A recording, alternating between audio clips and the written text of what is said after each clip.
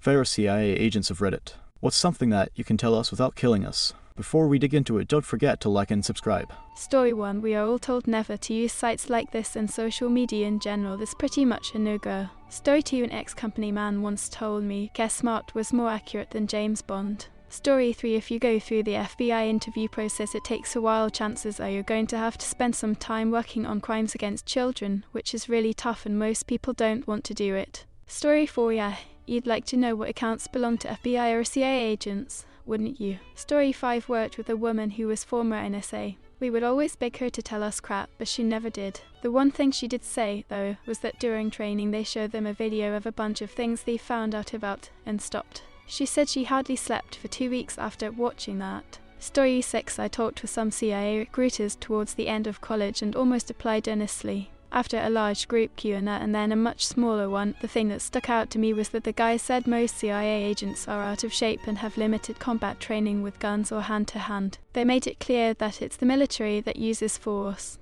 If confronted, they were trained to immediately surrender or to drop their bags and run if possible. Story 7. I once rented out my old farmhouse to a family. They paid their rent every month, and other than no tea mowing the lawn to save their life, I didn't think anything bad about them. That all changed when the DEA called me to inform me that my renter had been murdered in Mexico and was asking my permission to search the property. Well, it turns out I had unknowingly rented my house to the Mexican mob and they were using it as a safe house. It all fell apart for them when 2 of them got caught with a duffel bag full of meth. My renter had to go back to Mexico to visit his mother and was promptly murdered. Let's just say I no longer am a landlord and never will be again. Story 8. I was an analyst, not an agent/officer. 85% of all classified material is classified because of how it was collected, not because it is juicy/useful. Yes, your boss and co-worker said that crap about you. Story 9. Related.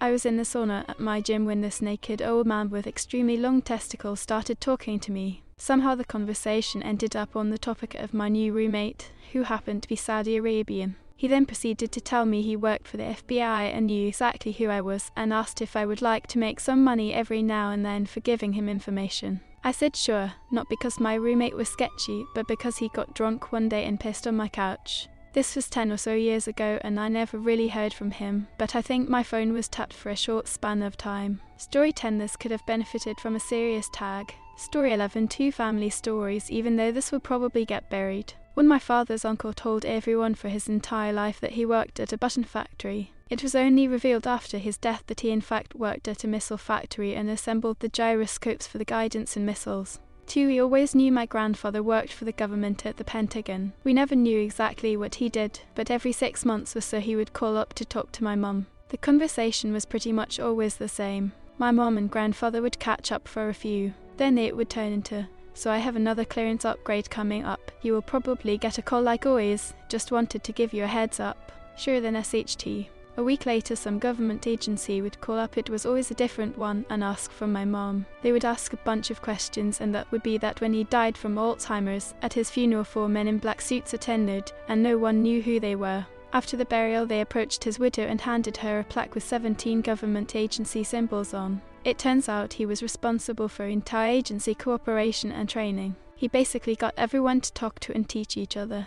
Now his son works for them, doing what we don't know and don't ask. Story 12. My high school girlfriend worked for the National Reconnaissance Office after college. At the time they were responsible for analysing the nation's spy satellite photos. She told me 2 things. 1. There's a special garbage chute for classified materials. It's in the hallway. When you are new, as a hazing ritual, they tell you have to shout your badge number down the chute before throwing in any materials. This is hilarious. 2. She wouldn't tell me anything about the resolution quality of the spy photos, of course, but she did let it slip that because Russian sailors will sunbathe nude on the decks of their submarines in the Black Sea, several women in the office would pin those photos up in their cubicles as ~cheesecake ~beefcake photos. So a few decades ago, US spy photos could resolve Russian pennies. Edit credit /U or Seditious 3. Story 13. Met an old retired CIA spook at a wedding reception spitting image of Cole Sanders. He was amazing, so I asked him, "I don't want you to tell me anything you can't, but I'd love to know when Kennedy got killed.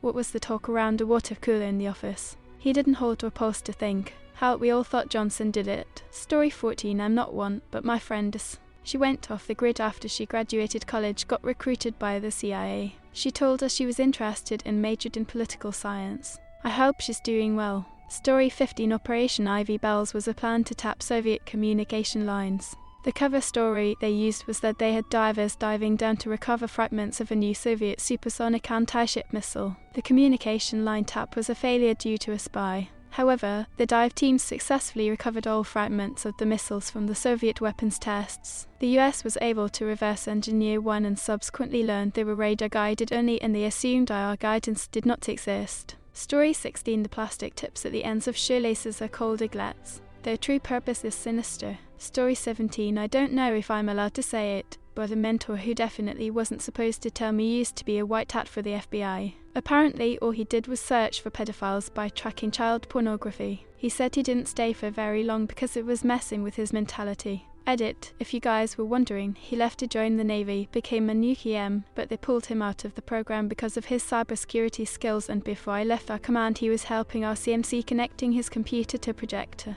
Sorry to put you on the spotlight, Emon. Story 18 Nice try, Vladimir. Edit. Thanks for the awards. You kind people, glad I gave you all a good laugh. Story 19 My dad worked for GCHQ in the 80s doing voice recognition, and he can't say anything more for a decade more. The way they can recognize you by Siri or Google today was being used in the 80s, just a bit slower.